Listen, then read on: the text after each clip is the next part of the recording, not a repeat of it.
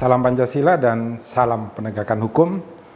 Ada sahabat Rumah Pancasila yang meminta Rumah Pancasila untuk mengulas tentang putusan Mahkamah Agung nomor 44P/HUM/2019 yang mana banyak sekali saat ini viral di masyarakat. Ini gugatan yang dilakukan oleh Rahmawati Soekarno Putri dan kawan-kawan yang kemudian dibicarakan di dalam masyarakat seolah-olah hasil putusan Mahkamah Agung ini kemudian menyatakan bahwa Presiden Joko Widodo dan Kiai Haji Ma'ruf Amin yang telah dipilih dan dilantik sebagai Presiden dan Wakil Presiden Republik Indonesia itu dianggap tidak sah. Saya ingin menyampaikan bahwa gugatan yang dilakukan oleh Rahmawati Soekarno Putri dan kawan-kawan ini adalah tentang permohonan bahwa pasal 3 ayat 7 daripada peraturan KPU dinyatakan tidak sah berlaku karena bertentangan dengan ketentuan pasal 416 Undang-Undang Nomor 7 Tahun 2017 tentang Pemilihan Umum. Inilah yang diajukan oleh Rahmawati Soekarno Putri dan kawan-kawan. Di dalam amar putusannya dikatakan oleh Mahkamah Agung bahwa ketentuan pasal 3 ayat 7 Peraturan Komisi Pemilihan Umum Republik Indonesia nomor 5 tahun 2019 tentang penetapan pasangan calon terpilih, penetapan perolehan kursi dan penetapan calon terpilih dalam pemilihan umum bertentangan dengan peraturan yang lebih tinggi, yaitu Undang-Undang Nomor 7 Tahun 2017 tentang Pemilihan Umum. Yang dimaksud adalah bertentangan dengan pasal 416. Jadi, yang pertama, amar putusan ini adalah tentang bertentangannya pasal 3 ayat 7 peraturan KPU dengan ketentuan Undang-Undang Nomor 7 Tahun 2017 tentang Pemilihan Umum, khususnya pasal 416. Ini bukan tentang menyatakan sah atau tidaknya Presiden Republik Indonesia Joko Widodo dan Wakil Presiden Kiai Haji Ma'ruf Amin. Yang kedua, harus diingat bahwa di sini ada konflik kelembagaan antara Mahkamah Agung dan Mahkamah Konstitusi.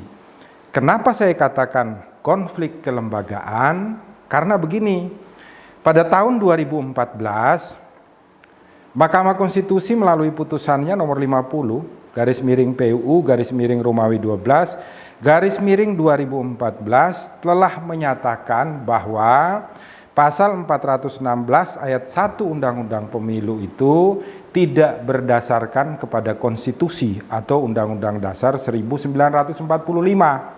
Dan harus diingat, putusan Mahkamah Konstitusi itu adalah erga omnes. Kedudukannya sama dengan aturan undang-undang. Yang diuji adalah undang-undang berhadapan dengan konstitusi, yaitu Undang-Undang Dasar 1945.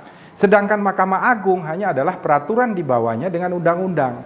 Oleh karena itu, maka oleh pemerintah belum dilakukan perubahan terhadap pasal 416. Ketentuan atau putusan Mahkamah Konstitusi ini justru dipakai oleh Komisi Pemilihan Umum yang dimasukkan di dalam pasal 3 yang digugat tadi. Sehingga jelas terbukti bahwa telah terjadi konflik antara kelembagaan di mana apa yang diputuskan oleh Mahkamah Agung tidak dipertimbangkan berdasarkan putusan Mahkamah Konstitusi nomor 50/Romawi 12/2014. Yang ketiga, kita harus mengetahui bahwa Presiden Jokowi dan wakilnya Pak Kiai Haji Ma'ruf Amin itu dinyatakan sebagai presiden pada tanggal 21 Mei 2019.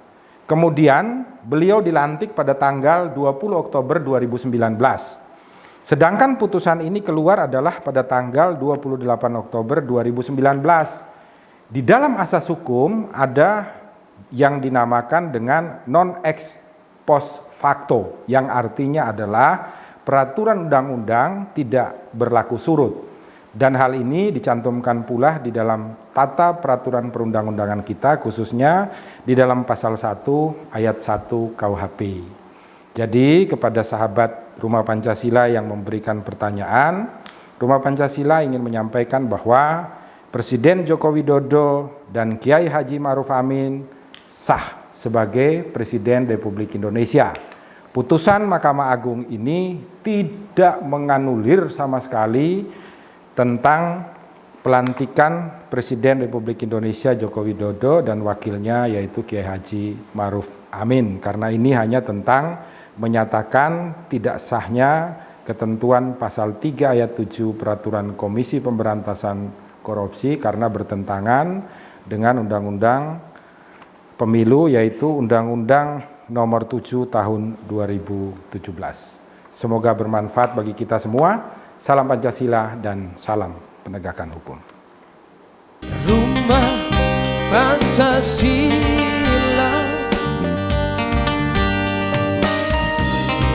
lambang kedamaian negeri kita.